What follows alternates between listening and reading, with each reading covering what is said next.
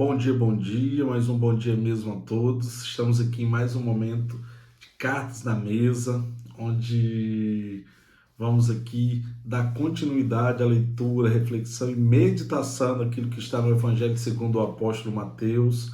No primeiro momento, a respeito de Mateus, falamos ali a importância de estudarmos, lermos, né, e analisarmos as genealogia, uma vez que ali testifica que Cristo não só veio para todas as nações, todas as famílias e povos, mas como na sua formação genética há registro de todos os povos, há registro de todas as nações e que diversas famílias formaram a genealogia de Cristo e que todos os pecados, todas as transgressões, iniquidades e maldições se findaram em Cristo quando ele acessou a genealogia dessas pessoas. De igual modo, também precisamos crer e ter fé que o plano de Jesus não é para apenas uma pessoa, mas geracional. E daí a importância de estarmos conectados nessa questão de que Jesus entrando em nossas vidas,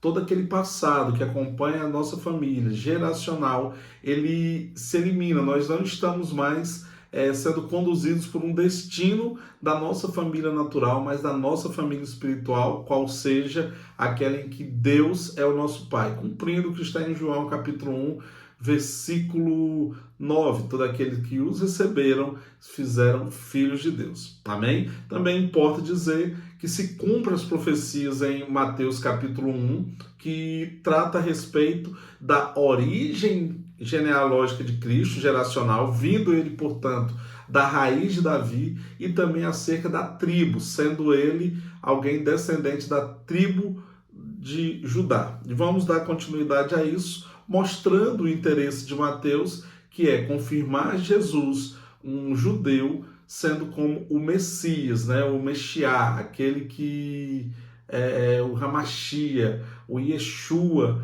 tão esperado por aquela nação e que salvou todo mundo. Vamos então dar início aqui à leitura, lembrando que por vezes nós estaremos fazendo algumas interrupções para destacar aquilo que mais convém, melhor provir para uma maior compreensão do texto. Mateus, capítulo 2, a partir do versículo 1. Tendo Jesus nascido em Belém da Judéia, em dias do rei Herodes, eis que vieram os magos do Oriente e Jerusalém. Olha, já vou fazer a primeira intervenção aqui, porque é importante destacar o nascimento de Jesus em Belém. No livro do profeta Miqueias, capítulo 5, a partir do versículo 2, o Senhor diz ao profeta, né, que Efratá, terra do pão, a qual o significado de Belém, no hebraico, né, no aramaico, dali nasceria o Salvador do mundo. Então Belém, que significa casa do pão, já havia sido profetizado como o lugar exato onde Jesus nasceria. Então ali se confirma mais uma profecia, e aqui nós vamos analisar ao longo do texto que inclusive o rei Herodes buscou compreendê-la para saber o exato lugar geográfico onde Jesus, o ponto geográfico onde Jesus havia nascido, e Jesus para Herodes era uma ameaça política. Tendo Jesus nascido em Belém da Judéia, em dias do rei Herodes, eis que vieram os magos do Oriente a Jerusalém e perguntaram: onde está o recém-nascido rei dos judeus? Porque vimos a sua estrela do Oriente e viemos para adorá-lo. Tendo ouvido isto, alarmou-se o rei Herodes e com ele toda Jerusalém. Então, convocando todos os principais sacerdotes e escribas do povo, indagava deles onde o Cristo deveria nascer. Em Belém da Judéia, responderam eles, porque assim está escrito por intermédio do profeta: e tu, Belém, terra de Judá, não és de modo algum a menor entre as principais cidades de Judá, porque de ti sairá o guia que há de apacentar o meu povo Israel. Com isso, Herodes, tendo chamado secretamente os magos, inquiriu deles com precisão quanto ao tempo em que a estrela aparecera. E, enviando-os a Belém, disse-lhes: ide, informar-vos, cuidadosamente a respeito do menino, e, quando tiverdes encontrados, avisai-me, para que eu também possa ir adorá-lo. Depois de ouviram o rei, partiram, e eis que a estrela que vinha do oriente os precedia, até que, chegando, parou sob onde estava o menino. E, vendo eles a estrela, alegraram-se com grande e intenso júbilo. Entretanto, entrando na casa, viram o menino com Maria, sua mãe. Prostrando-se, adoraram e abriram seus tesouros, entregando-lhe suas ofertas, ouro, incenso e mirra. Sendo, por divina advertência, prevenidos em sonho para não voltarem à presença de Herodes, regressaram por outro caminho à sua terra. Aqui fala a respeito de onde Jesus nasceu, e esse destaque já foi feito, mas também essa informação que os sábios do Oriente, aqui chamados de magos, tinham. Alguns estudiosos e a boa arqueologia compreende que esses magos eram persas, né, que estudavam as outras escrituras, não só do seu povo. Naquela época a religião dos persas era o zoroastrismo, que era muito semelhante à religião dos judeus, contudo eles acreditavam em dois deuses, os deuses das trevas e os deuses da luz. E eles, sendo pessoas curiosas, percebiam que as profecias acerca do povo de Israel se cumpriam. E como se falava que o rei nasceria, né, em Belém, eles tiveram essa curiosidade, certamente tomado pelo Espírito de Deus, se interessaram em ir nesse caminho. Agora observe bem que há duas maneiras do Senhor se comunicar com aqueles que nele creem. Aqueles que ainda não conhecem de fato o Senhor através da palavra, o Senhor vai usar muitos sinais, o Senhor vai usar fenômenos celestiais, o Senhor vai usar de uma linguagem espiritual muito mais mística, como no caso a estrela, essa supernova que os guiou, para orientá-los, uma vez que, ainda que eles fossem estudiosos, eles não tinham a revelação da palavra. Contudo, quando eles chegam em Jerusalém e perguntam a Herodes onde o menino deveria estar, Herodes recorre aos sacerdotes e escribas, porque os judeus já eram um povo que havia passado essa fase de viver, né, alguns fenômenos, por assim dizer, sobrenaturais para ser guias, e um exemplo disso é a saída deles do Egito, a todo o processo do êxodo até chegar na terra de Canaã. Quantos sinais miraculosos, quantas manifestações sobrenaturais foi necessário para ativar a fé daquele povo e dar a eles a devida confiança no Senhor. Contudo, após o estabelecimento da palavra, o guia é a palavra. Então, nós cristãos temos que nos entender muito em relação a isso. Há muito cristão que conhece a palavra, já tem muito tempo de crente, por assim dizer, crente velho, e eles estão ainda buscando sinais miraculosos, eles chegam no culto, não estão atentos à palavra, eles estão atentos se alguém vai cair, estão atentos se vai haver um estrondo sobrenatural. Por quê? Porque ainda estão cheios da necessidade de sinais. Quando Jesus estava ali em João 10, João 8, João 10, pediam sinais a eles, e Jesus estava pregando. Então, quando eles chegam em Jerusalém, os sacerdotes e escribas não olham para o céu para observar a estrela, saber aonde a estrela vai parar. Eles vão na profecia, lembrando que toda profecia, todo salmo, toda lei converge em Cristo. E eles analisaram os rolos, né, do profeta Miqueias e identificaram que o lugar do nascimento, para se cumprir a profecia, que o guia de Israel, que viria da raiz de Davi, da vara de Jessé, este nasceria em Belém. Então, se queremos realmente ter um entendimento de Cristo, onde Jesus está, onde encontrar Jesus, muito mais do que procurar por sinais, muito mais do que por esperar expressões místicas, muito mais do que tentar se guiar por algum fenômeno sobrenatural, busque na palavra. Busque na Bíblia. Aqui a lição que o Evangelho está nos dando é que na palavra do Senhor tem a resposta para termos o acesso a Cristo, para sermos ativados em fé, para sermos libertos. Tem muitas pessoas querendo passar por sessões de exorcismos, muitas pessoas querendo passar por sessões de libertação, e dar culto de libertação. Não estou dizendo que isso é pecado ou errado, mas a verdadeira libertação, que a Bíblia me diz, é o conhecimento da verdade. Tem muitas pessoas que querem ver sinais, tem muitas pessoas indo atrás de profetas, indo atrás de revelação, para que a fé seja ativada. E a palavra do Senhor me diz que a fé vem pelo ouvir a palavra de Deus, se atentar na palavra de Deus.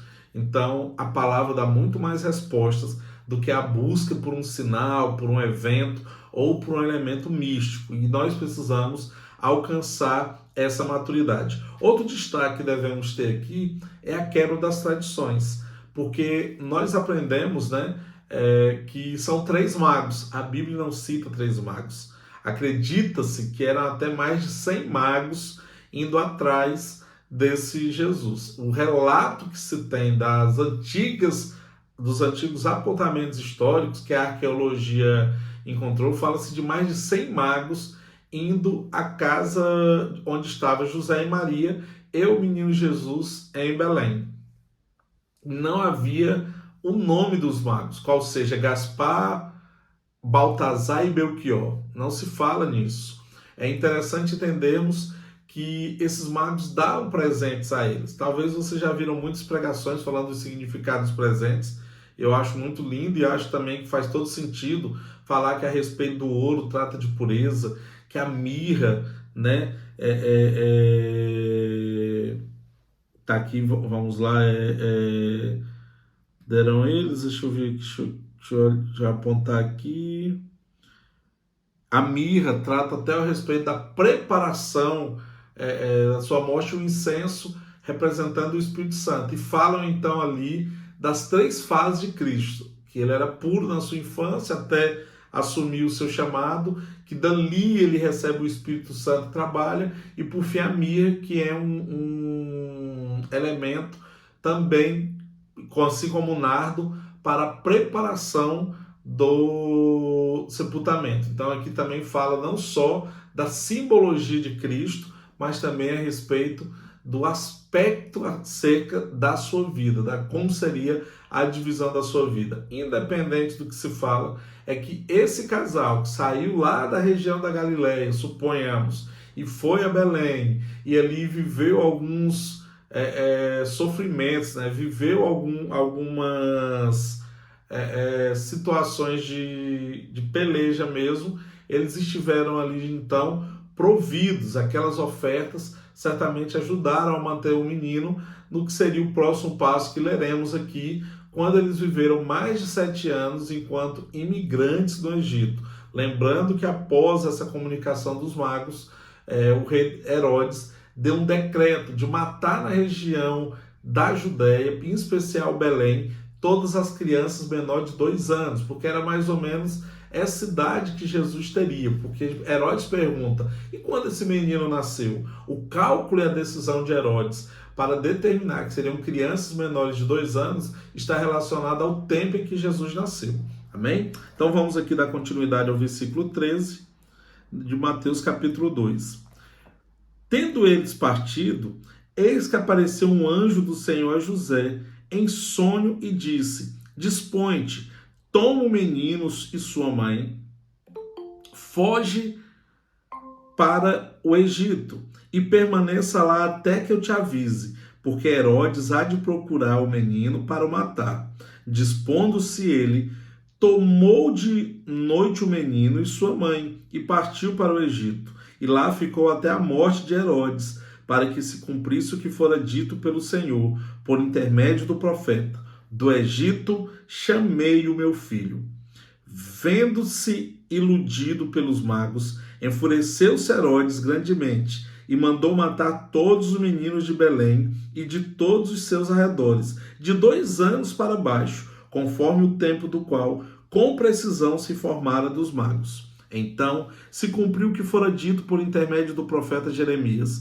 Ouviu-se um clamor em Ramá, pranto e grande lamento. Era Raquel chorando por seus filhos e inconsolável, porque não mais existem. Então houve uma quebra de uma geração inteira na região de Belém. Muitas vezes nós falamos que isso é em todo Israel. Não é em todo Israel, não é em toda a Galileia. Alguns contos até bonitinhos falam, como eu já vi por acaso, onde Natanael estava escondido debaixo da figueira, porque era ali que se escondiam os filhos de Israel para não serem mortos por Herodes. Meus amados, além de ser muito bonitinho, além de categorizar, né, uma pregação mostrando que realmente houve essa matança dos menores, além de ser uma boa figura e dar margem para tantas outras ministrações, isso não passa de alegoria, isso não passa de fantasia.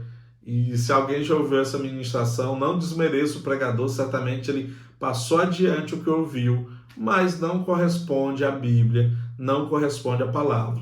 Foi uma região única e exclusiva que aconteceu essa matança. Lembrando que os judeus já estavam enfurecidos com o domínio de Herodes e de Roma. Já haviam tido muitas revoluções e há pouco tempo eles haviam vivido um tempo de calmaria desde a revolta dos Macabeus, de Judas Macabeus, né? Dos irmãos Macabeus. Então, se Herodes inventa de matar criança menor de 2 anos, nesse processo todo em Judá, haveria outra revolta, outra situação de calamidade na Judéia e, ministerialmente falando de forma natural, não haveria condições de Jesus ali estabelecer o seu ministério, uma vez que Judá e a região da Judéia, por assim dizer, que é Israel hoje, estava em um tempo de paz e até uma certa harmonia política entre Roma, Herodes e os religiosos e alguns estrangeiros que lá habitavam.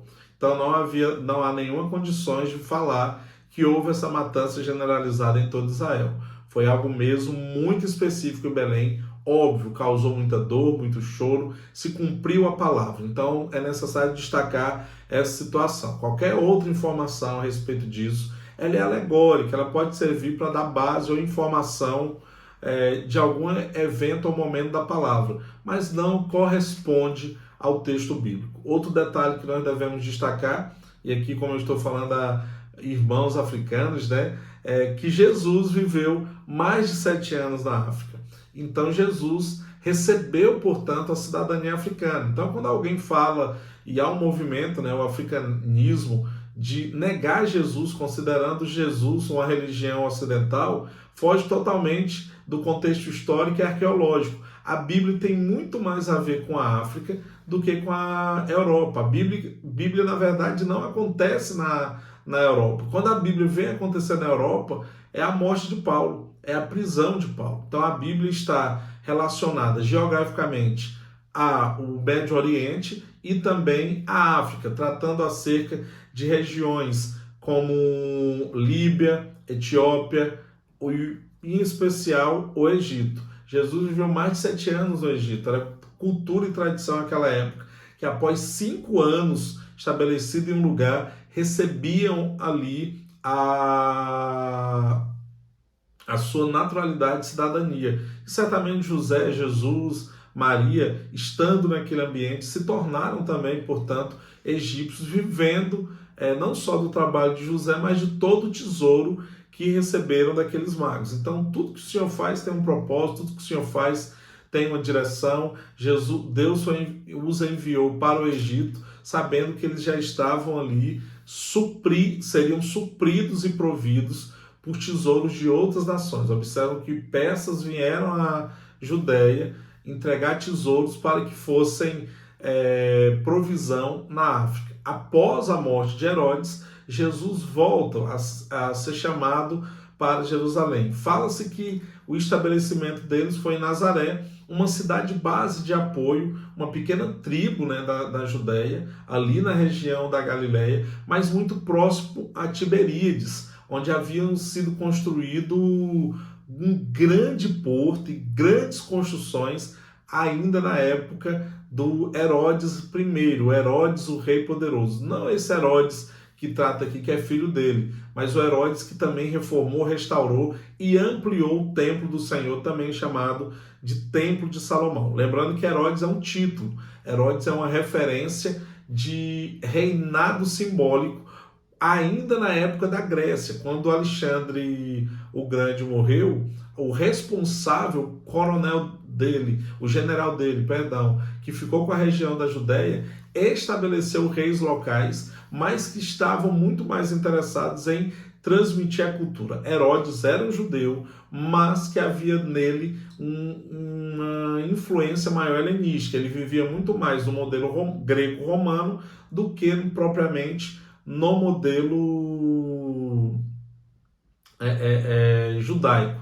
Tanto é que havia o governador, na época que Jesus faleceu, foi morto, né, executado, era Pilatos. Havia um rei, outro Herodes, filho deste Herodes, né, do tetrarca, e também havia a figura de César, além do sumo sacerdote, que era o que ditava as regras de moralidade dentro da religião. Então é só para entender o contexto de Jerusalém. Na época em que Cristo iniciou o ministério, haviam ali 3 cabeças de comando, todas sujeitas a César.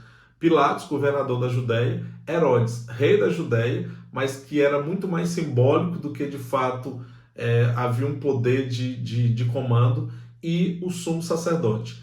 Todos alinhados ao desejo de César de se perpetuar no poder. César, no caso, é o imperador de Roma à época, né? Quando Cristo nasceu, acredito que ainda era o próprio Otávio Augusto. E pena que não há aqui o nosso irmão Tecassaro, antropólogo, para me confirmar, mas da morte de Cristo já era Tibérios. Tibérios certamente era o imperador romano à época de Cristo. Amém? Logo em seguida vem Calígula, depois Vespasiano. Na época da destruição do templo já era Vespasiano. Vamos dar continuidade aqui, versículo 19. Tendo Herodes morrido, eis que o anjo do Senhor apareceu em sonho a José no Egito e disse-lhe: Dispõe-te, toma o menino e sua mãe, e vai para a terra de Israel, porque já morreram os que atentaram contra a vida do menino. Dispôs-se ele, tomou o menino e sua mãe, e regressou para a terra de Israel. Tendo, porém, ouvido que Arquelau reinava na Judéia, em lugar de seu pai Herodes, temeu ir para lá, e por divina advertência, prevenido em sonhos, retirou-se para a região da Galileia, e foi habitar numa cidade chamada Nazaré, para que se cumprisse o que fora dito por intermédio dos profetas: ele será chamado Nazareno.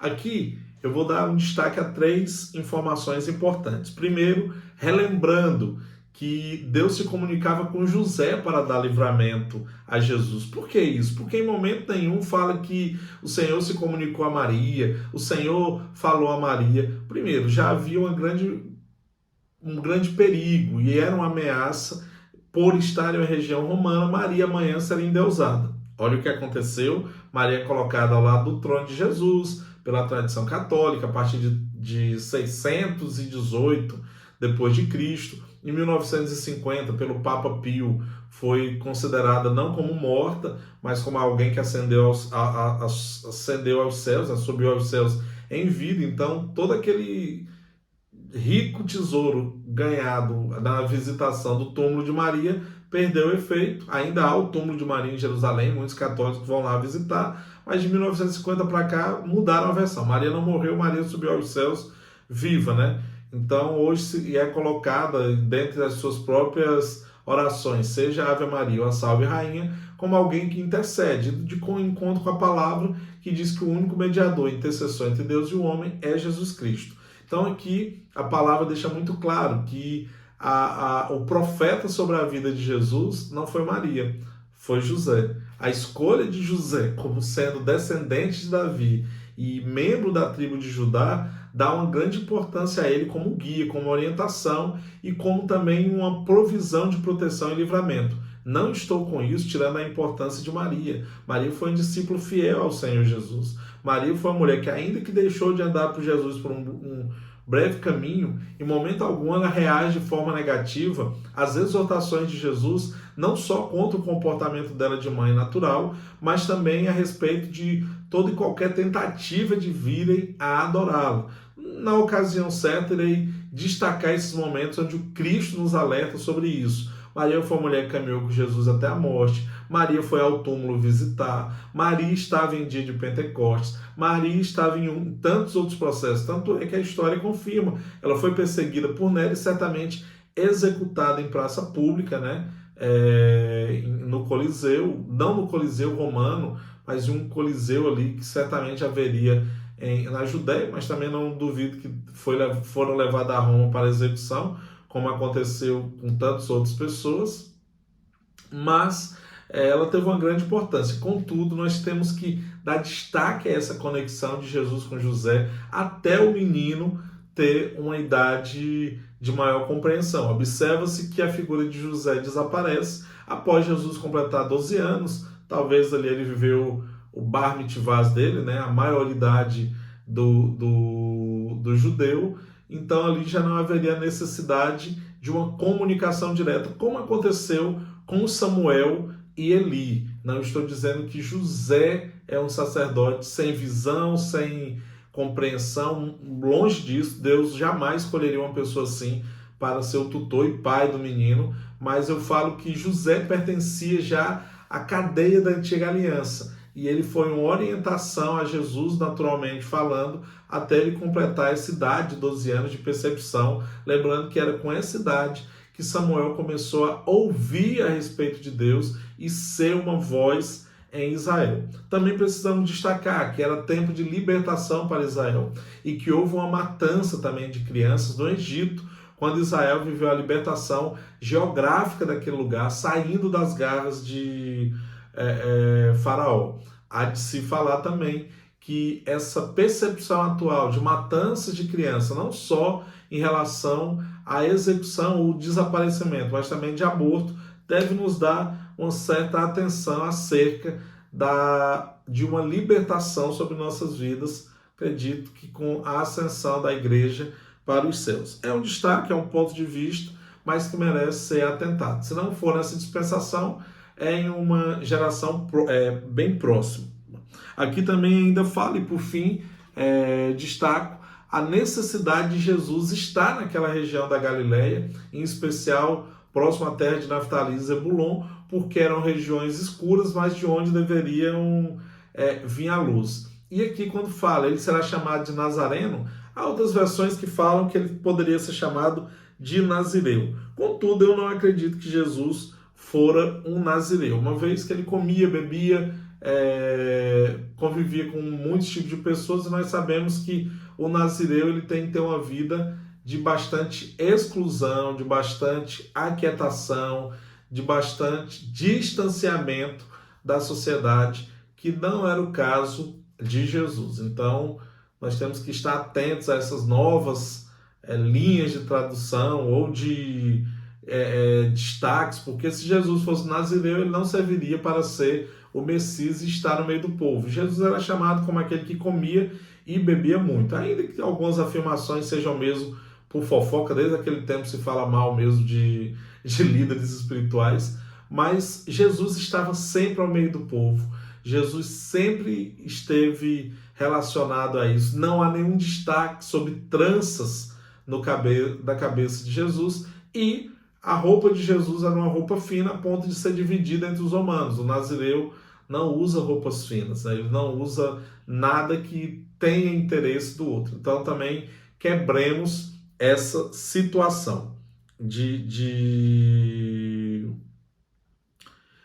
relacionada a essa questão da figura de Jesus. Eu não acredito que Jesus tenha sido nazireu, é um ponto de vista meu, até porque a palavra não traz nenhuma situação.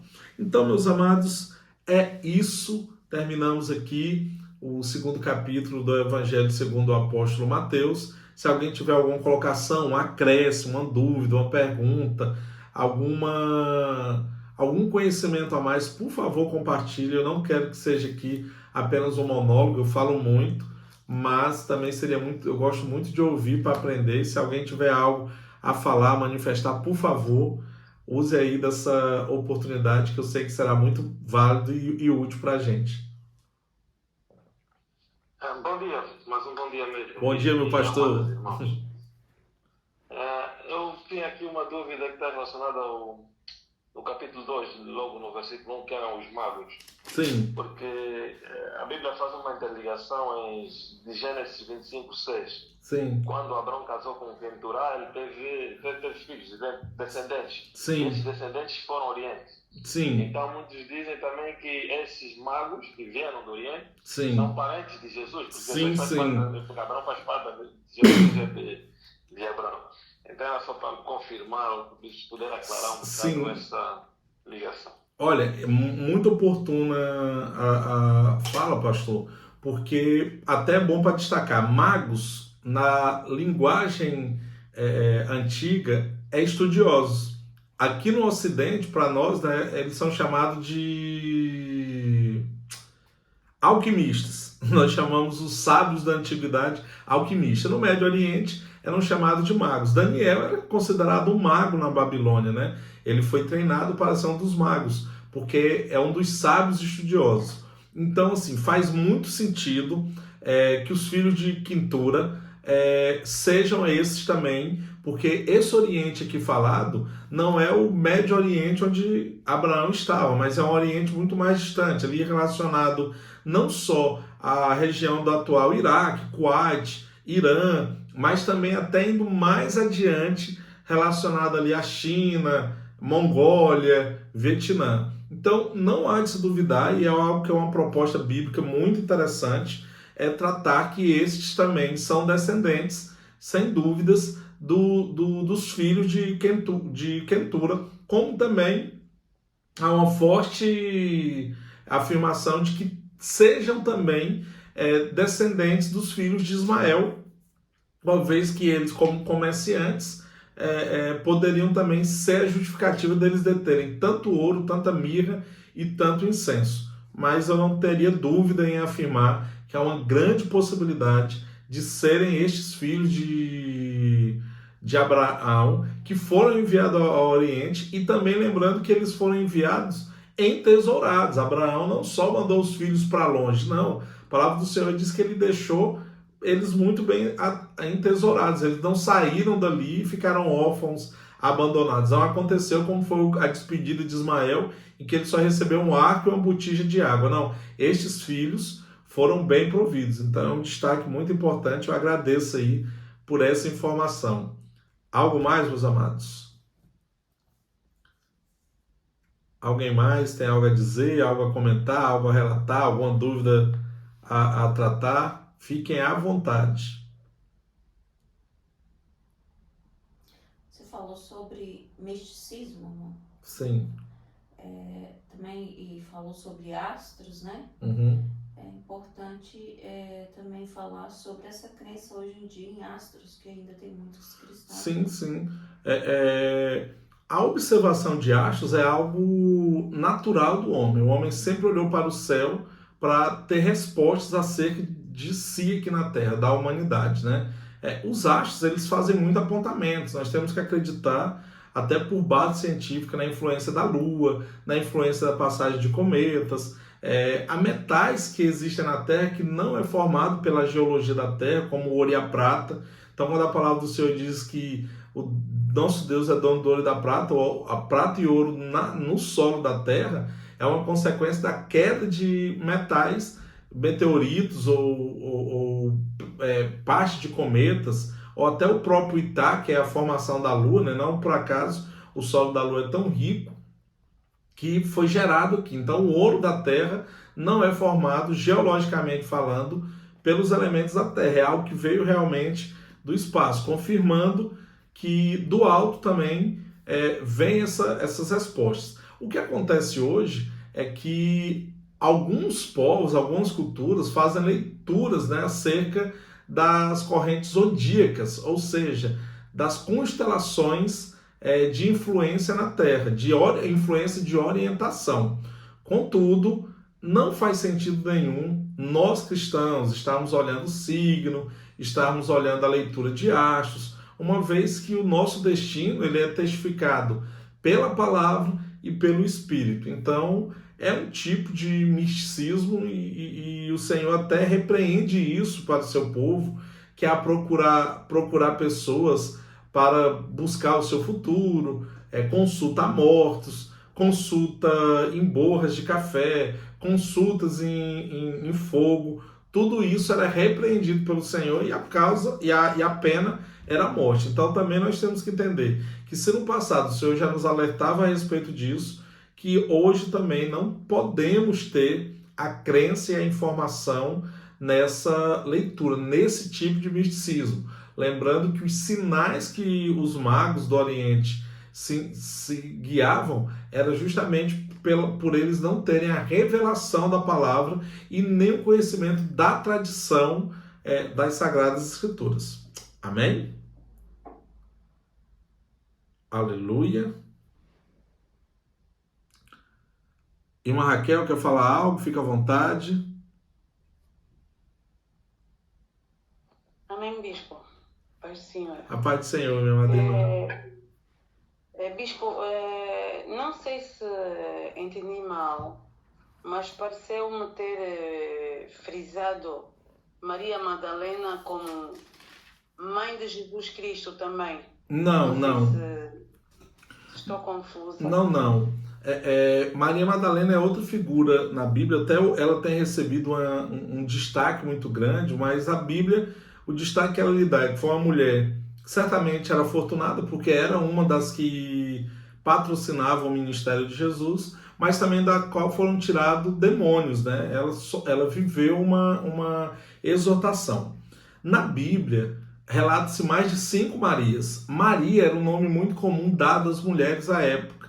Por quê? Porque Maria origina da palavra Mara. O certo mesmo era chamar Maria de Mara, que significa amarga. Como as filhas de Israel comumente eram estupradas, eram violentadas pelos soldados romanos, aquela geração estava muito amargurada. Então era dado o nome às meninas de amargura. É como se elas se não casassem logo, tanto é que presume-se que Maria casou com José com 12 a 13 anos. Quase todas as mulheres tinham nela o termo Maria. Até profeticamente é até bonito para se pregar, falando que Jesus, né, o nosso Salvador, foi gerado em tempos de amargura, né, da amargura de Maria. Então, mas Maria Madalena, ela não é a mãe de Jesus e tampouco foi esposa de Jesus como outros, né, em especial a teoria merovingia.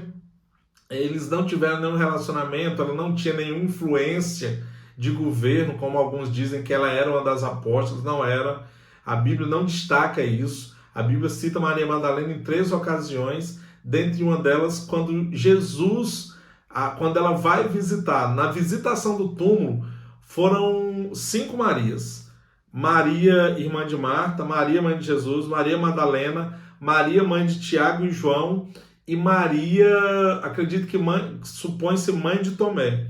Então, 5 Marias estavam na visitação do túmulo de Jesus, dentre elas Maria Madalena. E Maria Madalena foi aquela que ficou chorando ao pé do túmulo e confundiu Jesus com o jardineiro. Aí Jesus falou assim, Maria, mulher. Foi a primeira palavra, né, de Jesus falando após ser ressurreto. Ela fala Rabone, que é Rabi. E ele fala, olha, não me abrace, não me toque, porque eu ainda não fui até o Pai. Vai e fala com os meus irmãos e Pedro que você me viu. Então, essa é a grande participação de Maria. Essa especulação toda de que Maria era muito próxima de Jesus, de que Maria tinha domínio sobre a igreja, de que Maria quis roubar o governo da igreja de Pedro. Pedro nem governava a igreja, Pedro não recebeu essa missão de ser o primeiro líder da igreja. Havia conflito entre Pedro e os irmãos, entre Pedro e Paulo. Então não existia esse papado como fala nos dias de hoje. Pedro nunca foi primeiro papa de religião nenhuma. Então, essa Maria Madalena foi uma mulher importante no sentido de que ela certamente tinha um caráter muito grande. Essa Maria Madalena não é a mulher adúltera. Tem muitas pessoas que falam assim, não, ela é a mulher adúltera, ela é ex-prostituta. Não tem nada disso. Ela teve demônios expulsos dela e depois passou a integrar o ministério de Jesus, sendo como uma das que patrocinavam. A Maria, mãe de Jesus, é aquela que estava ali no jardim quieta, e o anjo foi lá, apareceu, falou que tu é bendita entre as mulheres. Certamente Maria Madalena era até mais velha que a mãe de Jesus, né? Pela condição financeira que ela tinha, pela influência talvez local que ela tinha. Certamente ela era uma viúva, então ela não tinha nem idade assim cronológica de ser a mãe de Jesus. Se em algum momento eu deixei passar isso, peço perdão, talvez na pressa da comunicação deixei essa informação aí confusa. Amém, Bispo. Bispo, o fato de Maria Madalena ter sido muito ligada a Jesus Cristo, alguns estudiosos da Bíblia dizem que ela pode ter sido uma apóstola de Jesus Cristo também. Sim. O Bispo concorda com isso? Olha, não tem essa informação com clareza na Bíblia, né? Até porque citam nominalmente os 12 primeiros apóstolos de Jesus, aqueles que nós temos conhecimento, né? André, Pedro, João, Tiago, Filipe, Natanael, Tadeu, Tomé, Tiago Menor, Mateus e Judas Iscariotes, né? Então nós temos aqui a citação desses 12. Essa informação fica muito clara. Depois Jesus dá o envio dos 70 a serem enviados. Eu entendo que nesse envio também certamente não foram as mulheres. Não era comum mulher sair e estar pregando. Então também não acredito que dentro desses 70 esteja.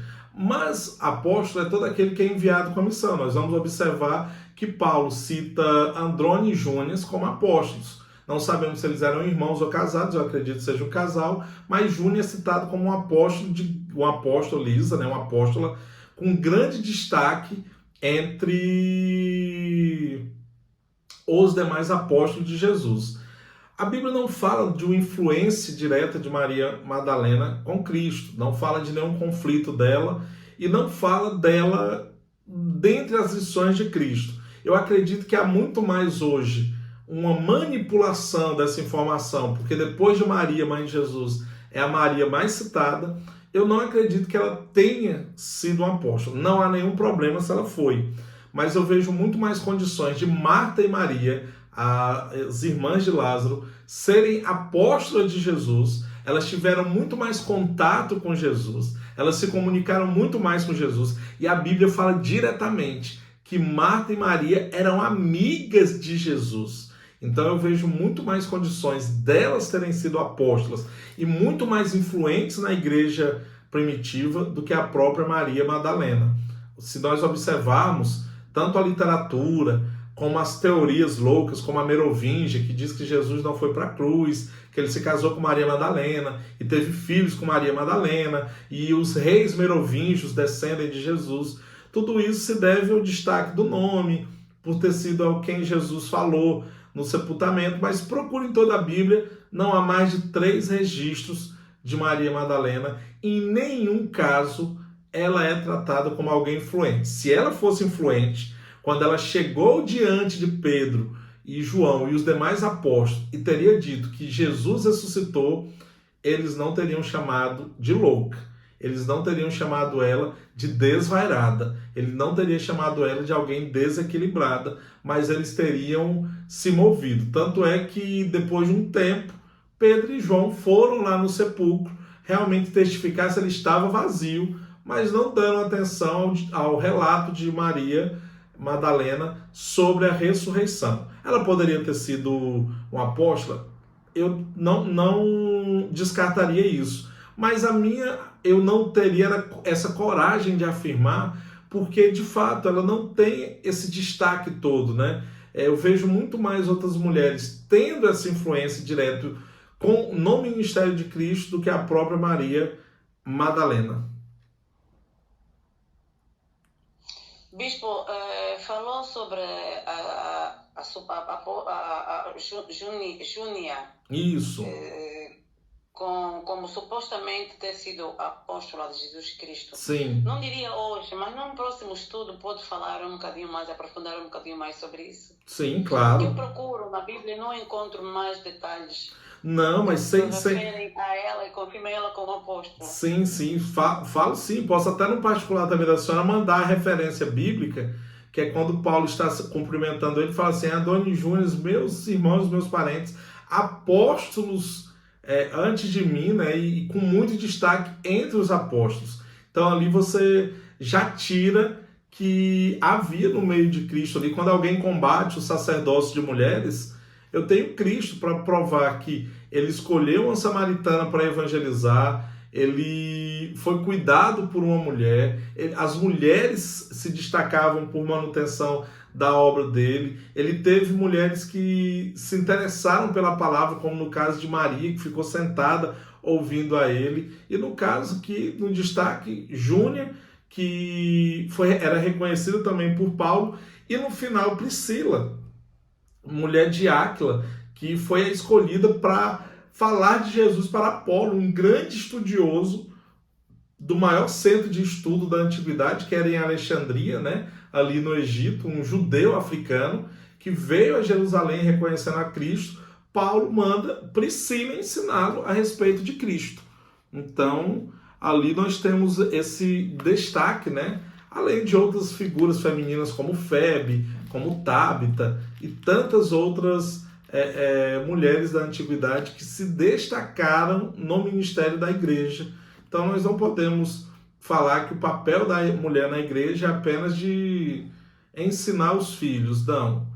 O que acontecia em Corinto, em Éfeso, está muito mais ligado à tradição farisaica de Paulo, a orientação de Paulo está muito mais ligado à sua condição farisaica, porque Paulo não conviveu com Jesus, Paulo não viu como Jesus tratava as mulheres, Paulo não teve relatos de Jesus com o seu tratamento com as mulheres, então era natural que Paulo orientasse segundo a sua tradição. E entre os fariseus, de fato, as mulheres tinham que ficar caladas, mudinha, caladinha. Aquilo ali não é uma inspiração, uma divina inspiração do Espírito Santo, mas uma colocação da tradição de Paulo. Tanto é que Paulo não fala isso a nenhuma outra mulher, e ele chega a chamar a mãe de Rufo como a sua mãe espiritual, ou seja, uma mulher que lhe ensinou e lhe orientou muito isso. Quando você vai lá em Romanos, no último capítulo de Romanos, ele se despede de uma sequência de pessoas, está lá ele se comunicando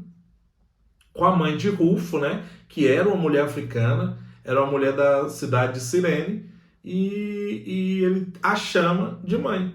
Então, se ele chama de mãe, é porque ela foi uma grande tutora em formação com ele. Amém? Amém, bispo. Obrigada. Amém. Alguém mais deseja falar algo, manifestar algo? Eu vi que a Bibiana levantou a mão. Quer falar alguma coisa, minha irmã? Shalom Adonai, mestre Antônio, Shalom Adonai, bispa, Shalom Ana Raquel, meu pastor e irmão Mauro também. O bispo já chegou a esclarecer. Era aquela colocação que fazem sobre Maria Madalena como sendo prostituta. Isso a mim fazia muita confusão. Sim. Mas o bispo já disse que não era. Então era por isso eu depois baixei a minha mão. Ok. Não faz muito não faz muito sentido, né?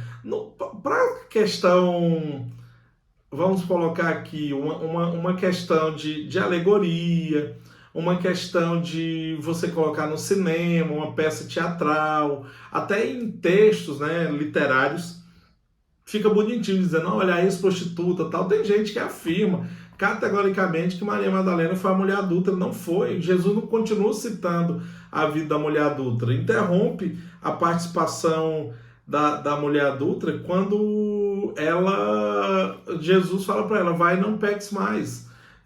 Se ela merecesse o destaque, toda pessoa que mereceu um destaque, ela recebeu esse destaque. Nós é que muitas vezes queremos ir além, queremos acrescentar algo na Bíblia que já está para nós. Não é errado eu buscar conhecimento, não é errado eu buscar maiores informações, contextualizações bíblicas, mas pensa bem, Bibiana, eu também tive essa grande confusão em não compreender de onde tiraram que Maria Madalena era prostituta. Alguns falam, porque expulsou demônios dela. Gente, se todo mundo que tiver demônio é prostituta, então nós temos prostituto de criança, de mamã na caducando, de homem a mulher. Então, ela viveu a libertação porque ela conviveu com Cristo. Quanto mais eu estou próximo de Cristo, mais eu sou liberto. Então, ela recebeu esse destaque, certamente foi algo público. Ela preferiu muito mais continuar próximo de seu libertador do que se esconder em um cenário, né, de ocultação por vergonha. Então ela era uma mulher influente. Alguns falam que, assim como Lídia, ela era uma mercadora, lembrando que Lídia foi uma mulher que ajudou muito o ministério de Paulo, acolhendo eles em sua casa, com a sua família. Lídia ali registrada, acho que Atos 15 ou Atos 16, na entrada de Paulo ali na Macedônia, no contexto europeu, greco-europeu, né? Mas enfim, eu não vejo muita base, não vejo muita condição, a não ser por fantasia ou por alegoria literária, de afirmar que Maria Madalena foi prostituta. Não vejo mesmo essa situação em condição. Amém. Amém? Então, meus amados, mais alguma coisa, fiquem à vontade. Por mim, eu passo aqui o dia inteiro, não tem nenhum problema, eu amo isso aqui. Mas se não tiverem, vamos orar então. Lembrando que na próxima sexta estaremos aqui, nesse mesmo horário, já falando de Mateus 3. Se quiserem, antecipem, estudem, tirem suas dúvidas e fazem apontamento para também acrescentar a nós maior conhecimento. Amém? Muito obrigado pela participação de todos. Vamos orar. Senhor, meu Deus e Pai, em nome de Jesus, te agradecemos, Senhor, porque mais uma sexta-feira estamos aqui, Senhor, lançando as tuas cartas sobre a mesa, trazendo, Senhor, discernimento, trazendo compreensão, trazendo, Senhor, reflexão acerca da tua palavra. Agradeço àqueles, Senhor, que acompanham aqui ao vivo, agradeço àqueles que estarão mais adiante acompanhando no YouTube, Senhor, Deus amado, todas as publicações ali colocadas. Deus abençoe, Senhor, a vida de cada um, que a tua palavra continue a ser ministrada aos nossos corações. Dá-nos, Senhor, teu amor, teu saber e teu temor, para continuar conduzindo, Senhor, esse projeto teu, em nome de Jesus. Amém, amém, amém. Que Deus os abençoe e tenham todos um final de semana abençoado, cheio da presença do Senhor. Fiquem na paz, meus irmãos.